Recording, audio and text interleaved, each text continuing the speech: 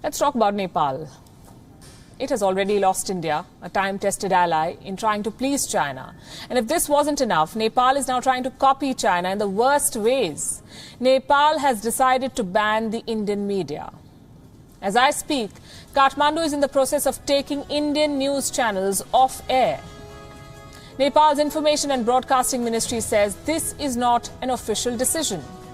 But foreign TV channel distributors and multi-system operators, cable operators you could say, have decided to ban all Indian news channels in Nepal. One exception has been made, the state broadcaster of India, Doordarshan. It's very hard to buy the Nepal government's line here. Would MSOs and distributors act in this manner without being nudged by the government? And why would they? Indian channels have a huge viewership in Nepal. Why would distributors want a ban? Kathmandu insists, though, this is not a government decision. It says the government will only consider political and diplomatic options to curb the quote-unquote disinformation being spread by the Indian media. What is Nepal's definition of disinformation? Criticism of their Prime Minister. The Indian media is being blocked for quote-unquote insulting Prime Minister Oli. What has the Indian media done? This is what it has reported. How Oli used territorial nationalism to fix his country's map. How he overplayed the anti-China card to garner sympathies. How he banged on Beijing to survive a rebellion. And how he accused his party colleagues of conspiring with a foreign power. Comrade Oli has tried many things to cover up his incompetence, and we've reported all of them. And we can tell you that none of his tricks has worked. He still stands to lose his chair, but the 68-year-old Oli is fighting back, and how? He has come up with another bright idea. The idea of imposing an emergency.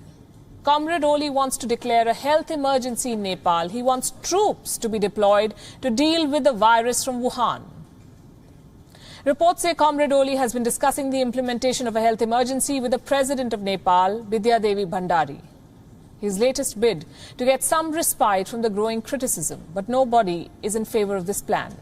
The President of Nepal is not on board, neither is the Nepalese army. They do not want an emergency at the time of a political crisis. The army is not in favor of deploying troops. The President wants Comrade Oli to settle the party disputes first. Well, he's trying, not with much success though. Earlier in the day, we got reports that Oli was going to meet his party's co-chairman, Pushp Kamal Dahal, better known as Prachand. The second meeting in 24 hours to resolve differences. No word on whether the meeting happened. The Prime Minister is running out of time. The Standing Committee of Nepal, the Nepal Communist Party, the ruling party, will meet on Friday. This is a meeting to pass a resolution to oust Oli from the Prime Minister's office and from the party leadership. And reports say that Oli will be made to compromise at least on one of these two positions. At least 30 out of 44 standing committee members are against him. If they manage to pass such a resolution, it will go to the party's central committee, where Oli's chances are again very limited. His supporters are in minority in the central committee. At a time like this, one cannot but recall 2017. The year Oli emerged victorious from one of Nepal's most divisive elections. There were clashes, there were killings, there was civil unrest. Comrade Oli was seen as the unifying force. From Maoists and Royalists to Nepal's elite and lawmakers with Indian ancestry, everybody trusted Oli to lead a quote-unquote rainbow coalition of parties in Nepal. It's been almost 4 years. Nepal is back to square one. In fact, it has never been this divided. Oli's poor pandemic response has angered Nepal's youth. His anti-India rhetoric has split the civil society, and his surrender to China and its embassy have disappointed his own party. Prime Minister Oli may manage to keep his chair, but he'll be sitting like Damocles with a sword hanging over his head.